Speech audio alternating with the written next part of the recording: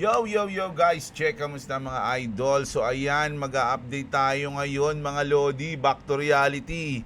Merry Happy New Year mga idol, no? So kamusta ang inyong bagong taon mga lodi? Nalasing ba kayo? Nabusog ba kayo? Day 1 na ba ulit ng diet? So ayan, mag-update tayo ngayon mga idol Grabe mga news natin ngayon. So kailangan tapusin natin ang video. Pero bago ang lahat, mga idol, isang request lang ngayong 2026. Unang like ng 2026, men. Come on. No? Like na mga idol. At syempre sa mga gusto ng ganitong content, everyday news update, no? Subscribe na kayo sa ating malupit na channel, mga idol. So let's go, mag-update na muna tayo. So medyo green ang ating day to day, no? Day and hours natin. Nako, medyo maganda-ganda ang ating pasok ng New Year. Medyo kulay green day and hours. Sa week naman, medyo maganda na rin ang week natin No, sa month medyo pula yan. No, yan. Matik na yan kasi bagsak tayo nakaraan. Pero isang linggo, nakaka-recover na tayo at ngayong araw din, syempre kulay green. Tingnan niyo XRP, ayan. Sa hours, ganun din mga lods. So goods na goods ang pasok ng ating New Year mga idol, no? Sabi nga dito, isipin nyo, White House yung nag-tweet nito mga lords, no? Another year to the golden age, no? Welcome to the golden age. Bull market na ba mga idol? Ngayong 2026, dahil na-adjust, no? Hindi lang pala weather yung nag-a-adjust, no? Pati yung bull run. Nag-a-adjust ng taon, mga lords, no? So, ayan, sino ang... Uy, grabe yun, Grabe yung 1 minute na yon mga lodi. So medyo umangat tayo ng konti mga lodi. Meron tayong 59 ongoing profit. Ayan no? So wala kayong posisyon. Ito ang unang posisyon ngayong January. Unang position trade natin ngayong 2026 mga lodi. Ayan, $60 mga lodi, no? Grabe naman. Ayan, nakakaano lang yan. Hindi, sa bag ng ano pa to mga lodi. Kailan ko ba to ilagay? Basta nakarang araw pa to mga lods pero hindi ko siya, kumbaga bumaba. Ito pala, nang bumaba siya dito. Kahapon pala to. Ayan. Pero inabangan ko yan nang bumaba siya dyan, hindi ko alam kung saan ako tsumempo. Either this or this. Ganun lang yan din sa dalawa. Mga lodi. So, ganyan So, uptrend ang ating market. So, sana, nauntog siya sa 1.9. No? Sana tagusin niya tong 1.9, mga idol. 1.9, no? Resistance to. Pag tinagos niya ngayon habang nagre-record tayo, tayo ang lucky charm ng 2026. So, ayan meron tayong 58. No? Positive yan, mga lodi. So wait natin kung anong mangyayari dyan ngayon bago tayo magtapos ng video. I-check natin yan. Okay, mag-news na tayo. Matindi. Alam nyo ngayong 2026, yung adoption natin although may adoption na tayo ng 2025, ngayon yung time na parang nagiging legit na kumbaga nung una parang kwento-kwento lang Hindi, adapt ng ganito yan, ano na ganito yan, ganito ganyan. Pero ngayon, ayun na po, no? Although El Salvador, goods naman na talaga to dati pa. Pero ngayon, all in na sila sa Bitcoin at AI. No? Bitcoin at AI, mag-all in sila ngayong 2026. Ganoon din tong Turkmenistan. Di ba? Kailan nyo huling narinig ang Turkmenistan? Mga idol, Turkmenistan's legalized crypto. Turkmenistan legalized cryptocurrency mining and trading today, no? So inadapt na nila yan sa buong bansa nila, marking a major shift for its tightly controlled gas-dependent economy. So adoption na naman mga lodi. Dati, kung pag mag-news tayo ng ganito, lalo ng 2023, 2022, ganun, pag sinabing adoption, usually sinasabi lang Bitcoin, no? Pero ngayon crypto na. Kasi alam nila na hindi lang naman Bitcoin ang magandang crypto, mga idol, no? So grabe yan mga lods. And then syempre, Turkmenistan, Iran naman ngayon, tumatanggap na sila ng bayad using crypto. Iran offers to sell advanced weapon system, ballistic missiles, drones, and warship to foreign government for crypto. Di ba? So, for crypto, pwede na... Ito ang tanong ko doon, nang nabasa ko to. Yung Iran, kaya rin pala talaga ng mga advanced weapon system, no? No, dapat hindi sa akin lang ang mga idol. Kasi kapag pagdating sa mga advanced technology, syempre USA, China, Japan, mga ganun, hindi ko alam eh. Actually, sa mga weapon, hindi ko pala alam. Pero syempre yung Iran, parang for me, yung Israel, mas parang sa tingin ko talaga may mga advanced sila, di ba? Yung Iron Dome. No, pero eto, which is hindi to maganda syempre. Pero sa crypto maganda kasi tumatanggap na sila ng bayad using crypto. Pero yung mga yung pagbebenta ng mga advanced weapon system, ballistic missile, drones, tsaka warship, medyo hindi maganda yun kasi syempre war yun eh. Kumbaga gagamitin mo yun sa kasamaan o kung saan man, di ba? Pero enjoy yan, balita yan eh. So kailangan natin ibalita, mga idol. At eto si Secretary Besant, mga idol, no, nagpa-interview siya. Sinabi niya na yung 2025 is setting the table, mga lodi. Yung 2025 yun nakarang taon. The feast and the banquet is will be in 2026. So tingnan natin to, mga idol Dito tayo kay George. Ayan, pakinggan natin. Wait lang. 25. I would categorize 2025. We had some important victories, some important policy announcements, some important movement. But as I've described it, 2025 was setting the table, and especially on the economy, I think the feast and the banquet is going to be in 2026. Feast and the banquet. Overall, I mean, inflation, the number ending the year for inflation was great, 2.7%. What's still out there is the Supreme Court weighing in on tariff. So the feast and the banquet is on 2026. Sinet niya lang, no? Yung table, sinet ng 2025, mga idol, no? Besant 2025 is setting the table. The feast will be in 2026. Key policy shift in 2025 are laying the groundwork for a major 2026. Ano yun? Clarity Act, market structure legislation, a new rate cut friendly Fed governor. Kumbaga, kasi inaasahan nila papalitan na si Jerome Powell. Na? Si Jerome Powell is matatapos na ang kanyang termino. It's either May o July ba, basta ganun. January, February, March, April, May. Basta alam ko second quarter ng 2026 matatapos na yung termino ni Papa Jerome. So, ang ilalagay daw ni Trump diyan, no, is yung rate cut friendly governor. Pero sa tingin ko, ang ilalagay diyan ni Trump is yung kaya niyang kontrolin, mga idol, na na kaya niyang kontrolin na chairman. Ayun yung ipiyaan niya. Kaya nga 'di ba pinost niya, sabi niya, alam ko meron siyang post na ganoon na yung ilalagay ko sa pagiging chair kailangan susunod sa akin.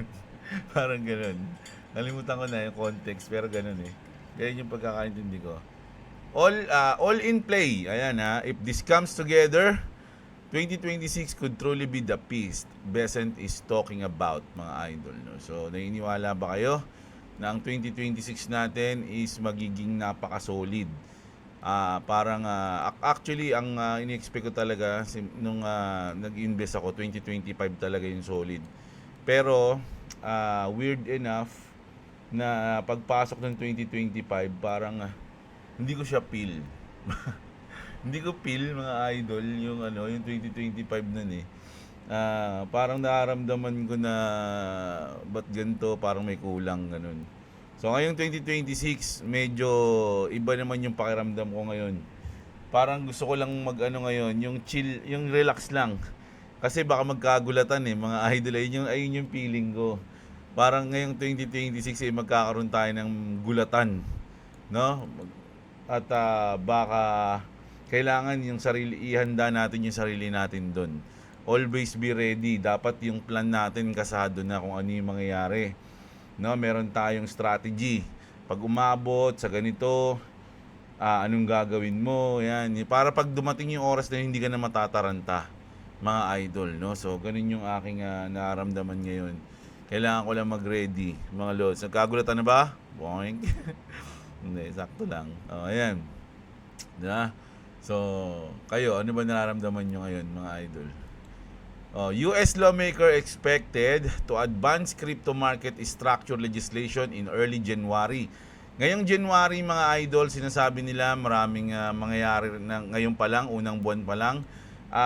Yung batas na talagang ini-winish natin na sana bago matapos yung 2025 maipasa, yun nga na-delay. No, sabi nila ngayon daw 2026 ng January ng 2026 mangyayari. So, kaabang-abang to, mga idol, no? Kasi isa to sa mga magiging pundasyon yung batas na to. Kasi sabi nga nila, kung gusto niyo ng adoption, dapat meron tayong regulation. Hindi pwede yung pasok ka lang ng pasok tapos walang batas, 'di ba? So, kung ikaw man yung investor na malalaki, hindi sila papasok kasi wala namang rules walang batas Paano kung ano sila doon, 'di ba? Madihado sila. Paano nila ilalaban? Sasabihin lang sa kanila, wala namang ganyang rules, wala namang batas So, gusto nila merong malinaw, no? Merong malinaw. So, abangan natin 'to, mga idol. Sabi nga nila, pag pumasa daw 'yan, 99.9, hindi naman 0.9, 99 na lang, 99% daw. Marami nagsabi nun, mga lods, ng mga main character sa crypto. 99% ng mga crypto coins will be going to zero. Ganun, no? Yung talaga mga shitcoin, mga meme coins na pwedeng mag-rug pull, mga ganyan, no? Kaya nga sabi natin ngayon pa lang dapat alam niyo yung hinold nyo. Know what you hold, sabi nga nila, mga lods. Kasi nga baka magkagulatan. Once na pumasa yan, bang, biglang magbagsakan yung mga shitcoin, meron ka doon, ipit ka doon, wala na. Di ba? So, kailangan ready tayo sa pwedeng mangyari once na pumasa yung mga ganyang batas. Di ba? Sa Pilipinas din, meron ganyan. Tapos, eto naman. Eto yung parang sa tingin ko na hindi ko nagagawin ngayon. Pero hindi ko naman talaga inaano to. Hindi naman ako masyadong exaggerated Sabi kasi dito, mga lodi, ng Standard Chartered is forecasting a major XRP breakout as institutional interest drives over $1 million into new spot ETF. So, pinipredict nila na mag-aabot ng $8 daw. Si XRP, mga idol, no? Ayan, bullish calls of XRP to jump 300%, no?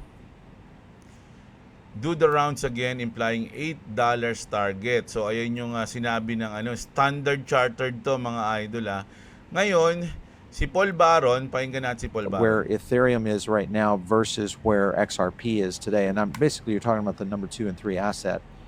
Ripple's plans for becoming, that favorite position for banks continues to accelerate. And if you look at some of the things people are kind of posing right here, I want to show you this article. This one was kind of caught me off guard a little bit, but it's interesting because there's two things that it's breaking down. One, of course, is the issue of, I won't say price prediction, but the idea of price support. And the concept behind this is, could XRP actually reach a 10K price figure? And it's the math is different. The guy is analyzing this more from a standpoint of what happens if we see an absolute move on XRP that's based around not the normal assumptions. So he talks a little bit, right here, according to him, XRP should not be evaluated using the same assumptions as retail-driven cryptocurrencies. So the point behind this is all of the scenarios that are playing out, whether it is big bank adoption, what we're going to see in the ETF craze that most likely will take off, and then we start to look at just the cross-border side of it. Let's not even forget about, or even mention, the DeFi play that's most likely going to drive a lot more interest on this. Right. When you think about this, because is there any other digital asset that has all of these things going for it at the same time? Actually, wala, no? Para sa akin, XRP lang yung may ganun, no? XRP highlight, even talk of, ito, masyadong, I don't know, hindi kasi ako masyadong na sa 10K price Support is grabbing attention. Imagine the demand when the real wave hits, no? Kasi sabi nga nila. Pero alam nyo mga idol, paano na lang to be fair, inano ko yan, tinignan ko din lahat ng adoption nila kung magpi-play. For me, pwedeng umabot dyan, pero para kasing imposible mga idol kumbaga kung ang hirap kayo sabihin kaya sa akin medyo naniniwala ako, pero ayoko siyang i-promote na ganyan kasi nga masyadong malaki yan mga idol. Kumbaga pag nangyari yan, alam niyo yung meme na sumabing yung utak, no? Ganon na yung magiging feeling ko niyan, pero dun lang tayo sa medyo realidad, no? No, pero kung aaralin nyo kasi talaga yung ginagawa ngayon ng Ripple at ginawa nila, binild nila yung rails, pwedeng umabot dyan. Kaya lang kasi hindi siya makatotohanan eh. Kung sasabihin mo nang walang pag-aaral, kung sasabihin mo lang na ito aabot sa ganito, kalokohan yun, sasabihin nila. Pero kung titignan mo lahat, aaralin mo, may chance na umabot dyan, pero sobrang laki. Kumbaga, I don't know mga lods, mahirap eh. Pero overall, napaka-solid kasi ng ginawa ng Ripple, mga idol, no? Pwedeng mangyari, pero wag tayong masyadong umasa para di kayo masaktan. Ako, hanggang doon lang ako sa 2 digit. 2 digit lang ako eh. Sila, tignan nyo, 5 digit ang putik. In a recent discussion, the analysis broke down non-retail assumption and focus on a bank adoption. Ito nga yun, mga lodi, pag nangyari lahat yan. Plus ETF mania as a key drivers.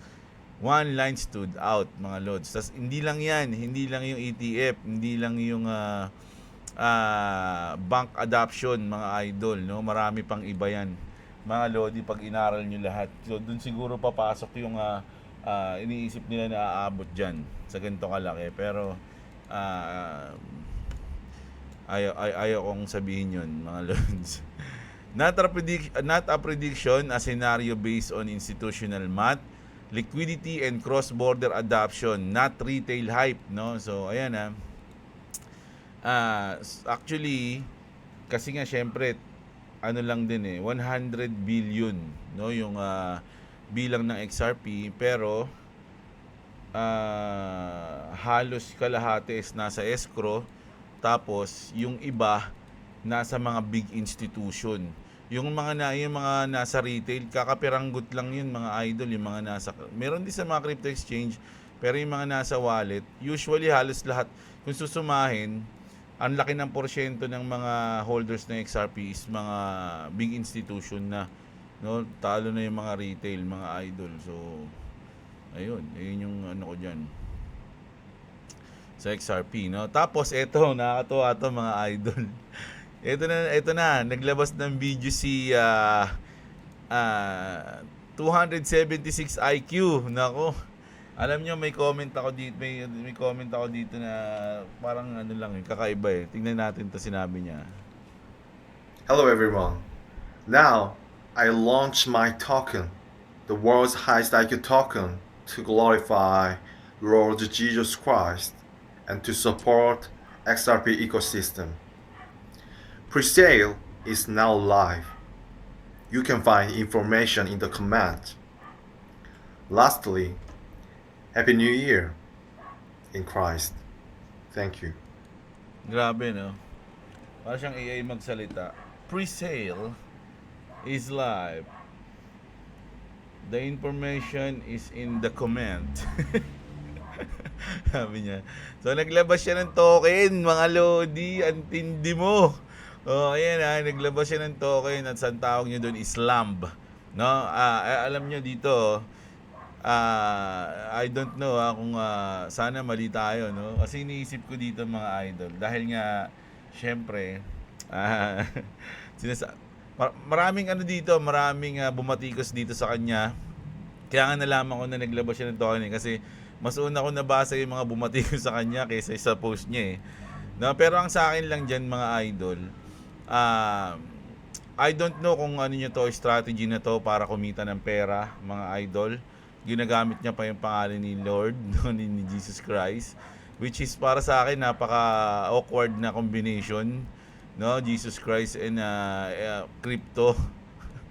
Tapos pinili niya pa yung isang token na medyo na maraming community, yung XRP Army. So kinumbine niya yung Jesus Christ and XRP. So I don't know kung magandang idea to. Pero kapag ito nagpumatok mga idol, kasi sa tingin ko ginagamit niya na tong ano niya ginagawa niya na tong parang sinamantala niya na, parang ganun, no, na uy si yung mataas yung IQ, parang ganun, nagko-comment na sa crypto, and then nakita niya na maraming engagement, sa XRP, no? Pansin nyo, pag may nagpo-post na kumbaga binabasag yung XRP against sa XRP, maraming engagement yun, maraming nagko-comment doon, marami lahat mga load. Kumbaga XRP yung pinaka-engageable, tama ba yun? Engageable na pwede mong i-post mga idol, no? Maraming engagement pag nag-post ka ng XRP. So nakita niya siguro yun, 'di ba? Tapos syempre sabi niya, ay labas akong token kasi medyo dumadami yung followers ko. Ang dami niya ng followers, 300,000 plus na simula nung nag-post siya tungkol sa crypto. 'Di ba? Tapos sabi niya, oy, labas ako token. Ganyan. 'Di ba? Matalino 'yun kasi kung gagamitin niya yung katalinuhan niya para sa kumita ng pera, 'di ba? Practical lang, 'di ba? Pwede niyang gawin 'yun. To cover up, sama natin yung pangalan ni Jesus. Gaganin siya. Hindi, sorry. Siguro mabait talaga siya, I don't know. No, siguro masamang tao lang ako mag-isip sa kanya ng ganun. Pero sana mali ako. No, na hindi niya ginagamit yung mga to. So hindi niya sinamantala, no, para pagkakitaan niya lang yung para kumita o kumbaga mambudol, parang ganun, no. Mang-scam ng tao, mga idol, no. Sayang yung IQ niya pagka ganun. At siguro alam niya naman yun dahil matalino siya, di ba? Ayun lang yung comment ko doon. Meron siyang lamb. Ayun yung lamb na token na nilabas niya, which is I don't know kung magandang idea to, mga idol, no? Baka magaya siya sa mga tao na yung alam niyo yun, yung sa una okay lang, trending, sikat, and then gumawa ng sablay. Ngayon sikat na sila dahil kinaiinisan na sila ng mga tao. So sana hindi siya mapunta sa ganun, mga idol, no? Kasi sa akin talaga parang bad combination yung crypto tsaka yung Jesus, di ba? Ewan ko lang, kayo ba? Ano bang niyo diyan, mga lodi? Ano bang comment niyo diyan? Di ba? Pero pogi si idol, para siyang main character sa mga Korean tsaka Japanese anime, mga ganun, no? Opa. Ay, ano pa pag sa anime? Otaku. Otaku. Ayan. Alam niyo ba, meron sumisikat ngayon sa Grok, no? Na pwede mong lokohin si Grok, pwede mo siyang utusan. No, maglalagay ka ng picture, tapos papatanggal, parang ganun. Makikita mo yung opinion niya, no? Sabi dito, ito, censored humans, Hi Grok, remove the war criminal from the photo. So kung ikaw, racist ka, o hindi ka marunong ito ang agad yung tatanggalin mo kasi siya yung mukhang war criminal. Pero nang tinanggal ni Grok, ang tinanggal niya si Netanyahu.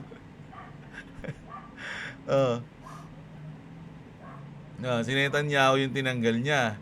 And then, sorry. Sana yun. And then, eto naman, mga idol. Sabi dito ni Censor, hey Grok, remove the pedophile from this picture. Syempre, ang dyan, may kaso si di ba? May kaso si PDD. No, si Pop Daddy, meron siyang kaso na ganun. So dapat siya matatanggal sa picture pero tinanggal ni Grok si Trump. So, sinabi niya pedophile daw si Trump, mga idol. Syempre, sa atin, mga lodi, kakatawa yan Siyempre, mga crypto man, gumawa ka yan sa crypto, hindi mawawala. Hey Grok, remove the scam cryptocurrency from this image, mga idol. Hulaan nyo kung sini-scam dito. Si Grok nagsabi, hindi ako Wala lang ha, comment nyo muna. Kala mo live eh, no? Para malaman natin. Malaman natin yung unang comment nyo. Tapos saka pag gano'n, oh, mali kayo. Huwag nyo tanggalin yung comment nyo. Siyempre, marami magsasabi dyan. XRP, o yung mga galit sa akin dyan. O, ayan. Tingnan natin. Baka nga XRP. So, ang tinanggal ni Grok is Solana. Hindi ako nagtanggal niya na. Si Grok ha. Ayan, si Grok oh. Oh. Si Grok yung nagtanggal. Oh. Yo! Gano'n pa si inayos niya na. Remove the cryptocurrency that is most likely going to zero from the above image. Oh, ang tinanggal pa rin ni Grok is si Solana. Oh my goodness. Oh, ayun yun. Hindi ako nagsabi niya na. Mga Lodi. Paano na yan? Tama ba yung comment nyo? Mga idol? Tapos eto mga idol balik tayo dito kay isang mga prediction, mga gulo ng ko ng news ko. Si Jake Clapper, 'di ba? Siya yung popost ng mga $1,000 o $100 sa end of the 2025 and then yun natalo siya. So ngayon, nagpo-post siya ng mga ganito, no? Timelines always get extended na. So mga reason out na ang mangyayari pagka ganyan. Mga lods, no? Kaya yung mga ibang content creator mismo ng eto, actually pro XRP to, tingnan niyo yung background niyo. Oh, 'di ba? Pero medyo tutol rin sila kay Jake Clapper, no? Ayun, addressing Jake Clapper lies part 1. So may mga content silang ganun. Oh, ito na naman yung prediction niya. 10,000 XRP by then. Kaya nga medyo ayokong yung mga ganung prediction eh. Mga idol, medyo negative yun. Mga loads, no? So, eto naman, ito medyo matindi tong news natin, no? Nagkaroon ng ZAC XBT reports hundreds of wallets being drained across EBM chains for under $2,000 each with over 107k stolen so far and the cause is still identified. Eto mga idol sa ano ba yung EBM, no? Check natin kung ano yung EBM para sure tayo, no? Is EBM? Ano kasi yan eh? Ang alam ko, Ethereum machine. yung B, nakalimutan ko yung B. Ayun, Ethereum Virtual Machine. Mga lods, no? It's a decentralized computation engine for runtime environment at the core of the Ethereum blockchain. So, sa Ethereum blockchain, mga lodi, yung mga wallets doon, kinakaltasan ng $2,000 bawat isa. Di ba? Ang galing. Hindi niya kinukuha lahat. Ang ginagawa niya, babawasan niya lang ng 2,000. No? So, sabi nga dito, hundreds of wallets na yun eh. Mga idol. So, medyo malaki-laki na yun, mga lods. Pero, sabi nga nila, unidentified pa yung cause. So, stay vigilant, mga idol. Lalo na yun, may nasa Ethereum virtual machine chain. O, ayan yung news na yun. Mga idol, no? Tapos, ito yung huling news natin. Ito, mga lodi, may kukwento ko sa inyo rito. Sabi dito ni Idol Coach Miranda, sabi niya, nakita mo ba to noon? Sabi niya, type the comment sa sarap sanang may-ari ka na ng isang mall or gasolinahan or malaking kumpanya dahil sa BTC, no? Sabi niya ganun. 16 years ago, Bitcoin was $0.50 lang, mga idol. May mga website na namimigay ng 5 Bitcoin kapalit lang ng CAPTCHA. Magka-CAPTCHA ka lang, magkakaroon ka na ng 5 Bitcoins, mga idol. Ganun ka dali lang dati magkaroon ng Bitcoin. Kung iisipin mo ngayon, 20 million plus na yan per CAPTCHA. Di ba? 16 years later, saka mo marirealize, sobrang laking yaman ng libre noon. Yaman ang libre noon. Pero halos walang pumansin. Ganito talaga ang opportunity. Tahimik, pag dumarating, maingay paghuli na. Which is tama si Idol doon, no? Ako, ang share ko lang dito, hindi ko na matandaan, mga lods, kasi sobrang tagal na noon. Sabi nga, 16 years ago. Pero alam ko meron akong nagkakaroon ako ng Bitcoin dati, parang reward siya sa game. Alimutan ko yun kasi batang computer shop ako eh.